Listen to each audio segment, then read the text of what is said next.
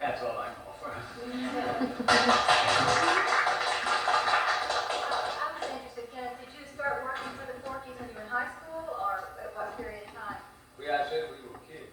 Oh, It was about 12 years old, Yeah. 13. Yeah, okay. yeah. You and Rollie both worked here then? Well, not at the same time, we fought all the time, so they came on out of these. Separated. Where was the exact location of this store?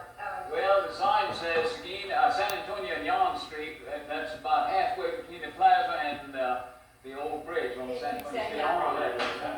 Yeah, yes, right next to where the Prince John's Hotel was. That's right. Or Okay, is. okay. Yeah, that's better, that's a good way to identify it. Yeah, right there in that area. That's And right. so did they stock everything from like groceries and? No, no. What was, Feed. just feed, it's a feed. It was being sold, they had things they use, some of the stuff you see up here, they have some Canary stuff. seed and Yeah. canaries and baby chicks. They had a lot of baby chicks, I can tell you.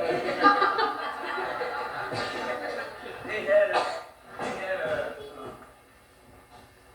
chick hatchery there on the river, close to the Katy Depot. And they had, I guess, a couple of thousand chickens there. And they hatched chickens. And they sold the chickens and shipped them by post all over the United States. And I remember Edda bought chickens through the mail. We'd get them get a notice at the post office where our chickens come in. And it might be this breed or that breed or a mix. The mail was much more efficient in those days than it is today. Now they say $2.90 for 2 days. Because it's $2.90 to get something delivered in 2 days. Well, I can remember when we got the Sears and Parks catalogs. Sears was in Dallas and Ward was in Fort Worth. You sent off an order in the morning, on Monday morning. And the mail was stamped with a time on it, every 15 minutes. Like 1:15 in the afternoon or 10:30 in the morning. And we had our order back on Wednesday after lunch. That was for 3 cents. And now it's 29 cents and it takes 29 times as long.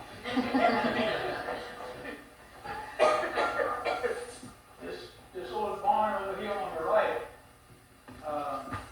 has some chicken wire and all kinds of mesh nailed to the logs, and it's plastered out. And it had a concrete floor in it. And I remember Opa kept his oats in there, his ear corn, and in the wintertime he planted lots of sweet potatoes. He always had about a 2-acre garden. He had a big tank where he flood irrigated his whole field.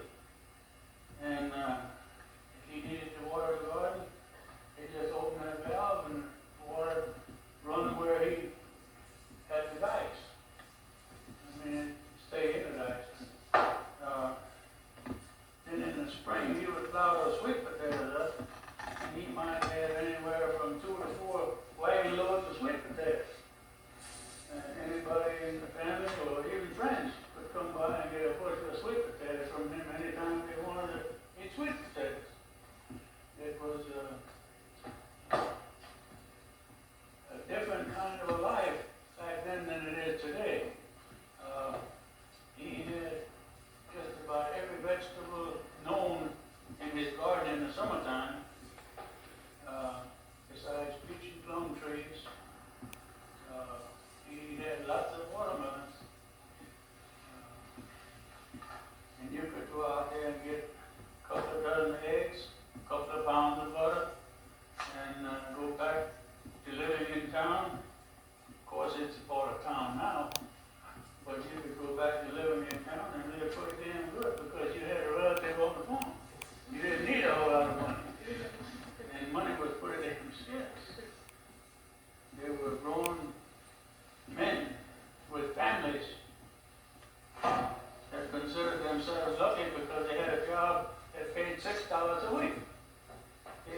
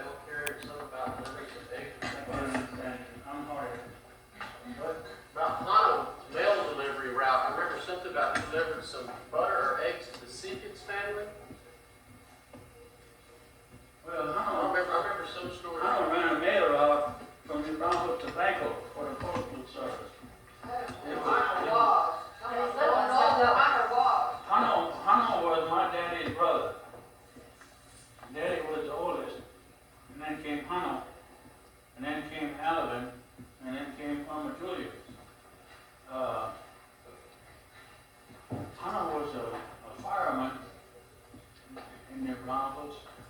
And then he moved to Corvus and was a fireman down there for a number of years. And he moved back up here and he got a mail delivery contract. He delivered mail from New Braunfels to Candelia, and all along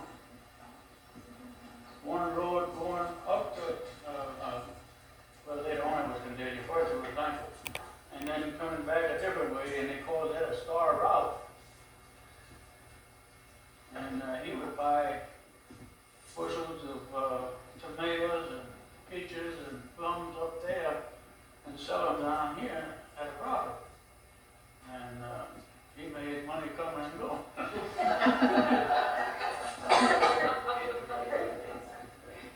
But he ran that route with an old Model A. I think he put 4 different motors in that Model A, but it was still the same old car. And that thing's all hell. He had a 1934 Chevy pickup after that Model A After was that, retired. And on that Chevy pickup, he ran that thing into the Emil various times. It went over 400,000 miles that I'm aware of, that I know for sure. And each of us made a run up there with him at different times, and the roads were still unpaved. Many of them were on his route, and they were kind of the ripple effect, you know, the washboard kind, and you get that way awfully easily. And they could. They were just the wing flaps. They just came settled back in place somehow, but everything was going fine. Devil may care. He kept going, and that thing went from all that those name on. He had an unusual ambition in life. It's well away, but I really can't tell that.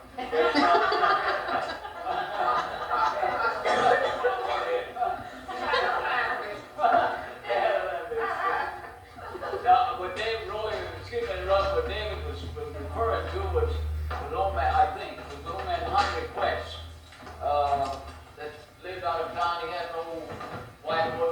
He came to town every week and delivered eggs and butter. And something else too. Eggs and butter and something else. Cooked cheese. Yeah, on cookies. But as he got to various days, one lady, an inquisitive old German house frau, would ask him, said, "Mr. Betts," she says, "are these eggs fresh?" He says, he started to say, "Get out right then and take on." And she says, "Well, of course he told her yes." And she says, "Well, do you have roosters running with your chickens?"